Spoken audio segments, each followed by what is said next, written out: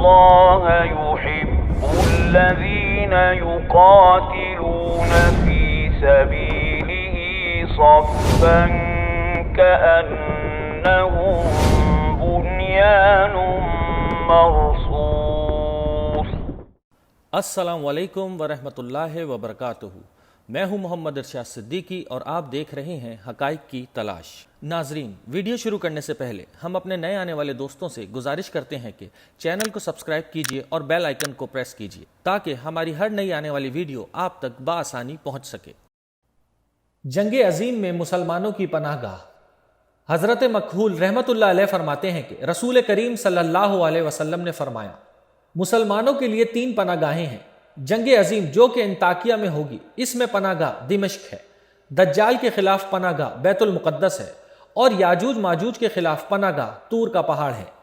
یہ روایت مرسل ہے، لیکن ابو نعیم نے اس کو محمد بن علی بن حسین بن فاطمہ بنت رسول صلی اللہ علیہ وسلم کے طریق سے بھی روایت کیا ہے۔ اس روایت سے پتہ چلتا ہے کہ جنگ عظیم عمق میں ہوگی۔ یہ وہی عمق یا عماق ہے جو حلب کے قریب ہے۔ حضرت عبداللہ ابن بصر سے روایت ہے کہ آپ صلی اللہ علیہ وسلم نے فرمایا، جنگ عظیم اور شہر قسطنطنیہ کی فتح میں 6 سال کا عرصہ لگے گا اور 7ویں سال دجال نکلے گا۔ جنگ عظیم اور فتح قسطنطنیہ کے بارے میں 2 روایتیں آئی ہیں۔ ایک میں جنگ عظیم اور فتح قسطنطنیہ کے درمیان 6 مہینے کی مدت کا ذکر ہے، اور دوسری روایت میں یہ مدت 6 سال بیان کی گئی ہے۔ سند کے اعتبار سے علامہ ابن حجر عسقلانی رحمۃ اللہ علیہ نے فتح الباری میں 6 سال والی روایت کو زیادہ صحیح قرار دیا ہے۔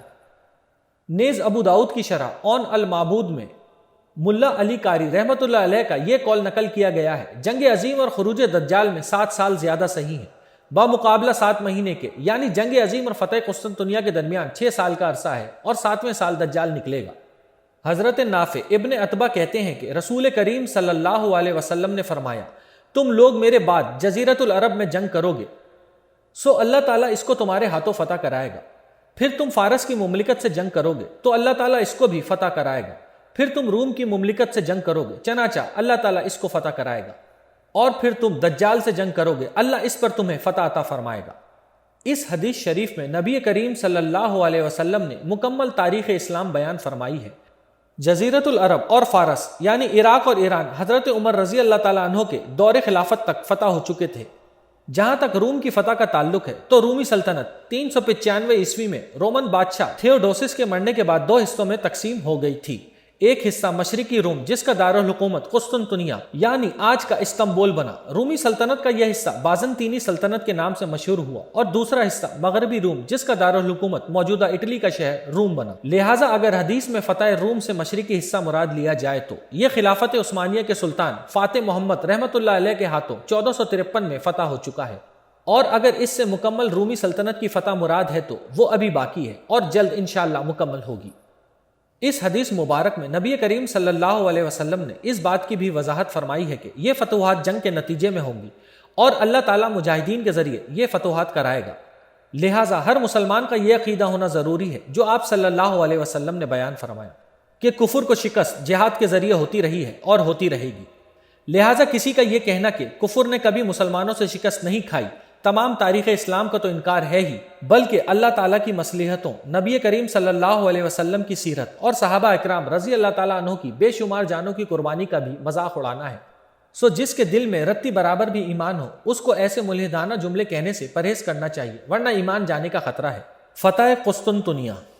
حضرت ابو ہریرہ رضی اللہ تعالیٰ عنہ سے روایت ہے کہ ایک دن نبی کریم صلی اللہ علیہ وسلم نے صحابہ سے پوچھا، کیا تم نے کسی ایسے شہر کے بارے میں سنا ہے جس کے ایک طرف سمندر اور دوسری طرف جنگل ہے؟ صحابہ نے غرض کیا، ہاں یا رسول اللہ۔ آپ صلی اللہ علیہ وسلم نے فرمایا، قیامت اس وقت تک نہیں آئے گی جب تک کہ حضرت اسحاق علیہ السلام کی اولاد میں سے 70,000 آدمی اس شہر کے لوگوں سے جنگ نہیں کر لیں گے۔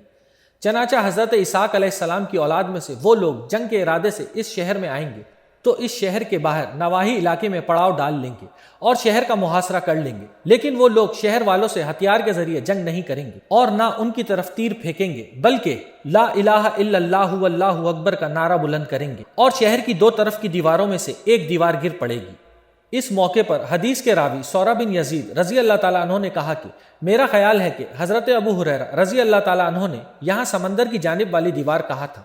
اس کے بعد حضور کریم صلی اللہ علیہ وسلم نے یہ ارشاد فرمایا کہ پھر وہ لوگ دوسری مرتبہ لا الہ الا اللہ اللہ اکبر کا نعرہ لگائیں گے تو شہر کی دوسری جانب والی دیوار بھی گر پڑے گی۔ اس کے بعد وہ لوگ تیسری مرتبہ لا الہ الا اللہ اللہ اکبر کا نعرہ بلند کریں گے تو ان کے لیے شہر میں داخل ہونے کا راستہ کشادہ ہو جائے گا اور وہ شہر میں داخل ہو جائیں گے۔ پھر وہ مال غنیمت جمع کریں گے اور اس مال غنیمت کو آپس میں تقسیم کر رہے ہوں گے کہ اچانک یہ آواز آئے گی کہ کوئی کہہ رہا ہے کہ دجال نکل آیا ہے۔ چنانچہ وہ سب کچھ چھوڑ کر دجال سے لڑنے کے لیے واپس لوٹ آئیں گے۔ جن احادیث میں شہروں کے دروازوں اور دیواروں کا ذکر ہے تو دیواروں سے مراد حقیقی دیواریں بھی ہو سکتی ہیں اور اس کے معنی یہ بھی ہو سکتے ہیں کہ دیوار سے مراد اس شہر کا دفاعی نظام ہو۔ اس طرح دروازوں سے مراد اس شہر میں داخل ہونے والے راستے بھی ہو سکتے ہیں۔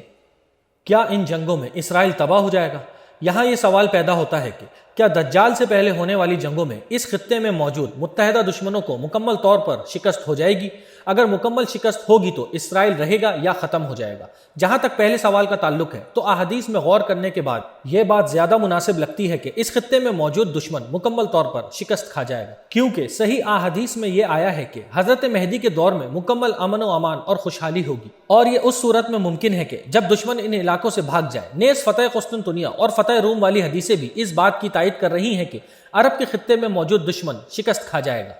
اب رہا اسرائیل کا مسئلہ، تو یہ واضح ہے کہ جب کافروں کی متحدہ فوج کو مار پڑے گی تو اس میں اسرائیل کی قوت بھی ختم ہو جائے گی۔ دجال کے بارے میں آتا ہے کہ وہ کسی بات پر غصہ ہو کر نکلے گا۔ ممکن ہے جب کفر کو واضح شکست ہو جائے تب دجال غصے کی حالت میں نکلے اور شکست خوردہ کفریہ طاقتیں دوبارہ اس کے ساتھ اکٹھی ہو جائیں گی۔ یہاں ہم خود یہود کی کتابوں سے مختصر حوالے پیش کر رہے ہیں جس سے صاف پتہ چلتا ہے کہ یہودیوں کی ناپاکی کی وجہ سے اللہ تعالیٰ اسرائیل کو تباہ و برباد کر دے گا۔ اگرچہ یہود ان آیات میں تعویلیں کرتے ہیں، اسرائیل میں واپسی کے جس دن کا یہودی انتظار کر رہے ہیں اس دن کے بارے میں خود ان کی کتابوں میں بڑا عجیب و غریب نقشہ کھینچا گیا ہے، لیکن یہودی اپنی فطری چال بازیوں کا مظاہرہ کرتے ہوئے ان کو غلط معنی پہنا کر لوگوں کو دھوکہ دینا چاہتے ہیں۔ ان کی کتاب ایزاخیل میں ہے کہ پھر اللہ کہتا ہے کہ کیونکہ تم لوگ میرے نزدیک کھوٹے سکے ثابت ہوئے ہو اس لیے تمہیں یروشلم میں جمع کروں گا، جیسے لوگ سونا، چاندی، لوہا اور کانسی کو آگ میں ڈالنے کے لیے جمع کرتے ہیں، اسی طرح میں بھی تمہیں غصے اور غضب کے درمیان جمع کروں گا اور پھر تمہیں پگھلا دوں گا اور تم اس میں پگھل جاؤ گے۔ پھر تمہیں معلوم ہو جائے گا کہ تمہارے رب نے تمہارے اوپر اپنا غضب نازل کیا ہے۔ ان کی کتاب جرمیہ میں بھی اس سے بھی سخت تنبیہ آئی ہے، ان کی تباہی اور سزا کے اعلان کے بعد، جس کے بعد ان کی لاشیں کھلے آسمان تلے ڈال دی جائیں گی جہاں گدھ اور کیڑے مکوڑے ان کو کھا لیں گے، حتیٰ کہ ان کے بادشاہوں اور لیڈروں کی ہڈیاں بھی گل جائیں گی اور زمین میں کوڑے کرکٹ کی طرح پھیل جائیں گی۔ یہودی اپنے یروشلم میں جمع ہونے کو اپنی آزادی اور فتح کا دن کہتے ہیں، حالانکہ ان کی کتابوں کے مطابق یہ دن ان کی تباہی اور بربادی کا دن ہوگا، اور اسرائیل کے موجودہ حالات بھی اس بات کی تصدیق کر رہے ہیں کہ ان کا اسرائیل میں آباد ہونا ان کی بربادی کا سبب ہے۔ آئے دن کتنے یہودی اسرائیل کی سڑکوں پر کتے بلیوں کی طرح مردار ہوتے ہوئے نظر آتے ہیں۔ وہ یہودی جو تمام دنیا سے بڑی امیدیں اور بہت تکبر کے ساتھ اسرائیل آئے تھے، آج ان کے خوابوں کی زمین ہی ان کے لیے زندہ قبرستان ثابت ہو رہی ہے۔ ان کی کتاب یرمیہ میں اللہ تعالیٰ فرماتے ہیں، درختوں کو کاٹ دو اور یروشلم کے خلاف ایک قلعہ بناؤ، یہ وہ شہر ہے جسے سزا دی جائے گی، اس کے اندر ظلم بھرا ہوا ہے، جیسا کہ کسی چشمے سے پانی ابل رہا ہو، اسی طرح اس کے اندر سے ظلم ابل رہا ہے، اس میں تشدد اور نافرمانیوں کی آوازیں آ رہی ہیں اور مجھ خدا کے سامنے زخموں اور دکھوں کی مسلسل کر راہیں آ رہی ہیں۔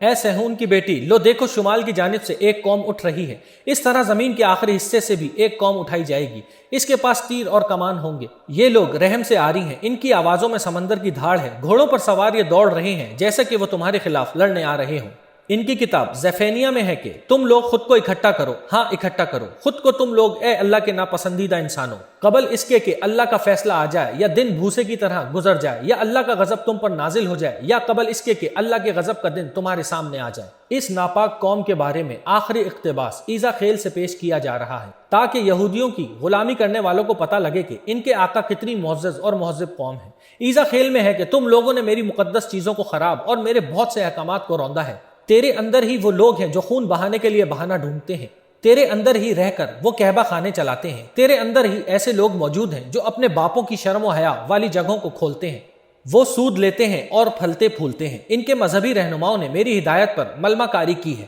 وہ اس عمل کے ساتھ لوگوں کو غلط ہدایت جاری کرتے ہیں اور ان کے لیے میرے نام پر جھوٹ گھڑتے ہیں، وہ کہتے ہیں کہ یہی خدا کا فرمان ہے، حالانکہ اللہ نے کبھی ایسا فرمان جاری نہیں کیا۔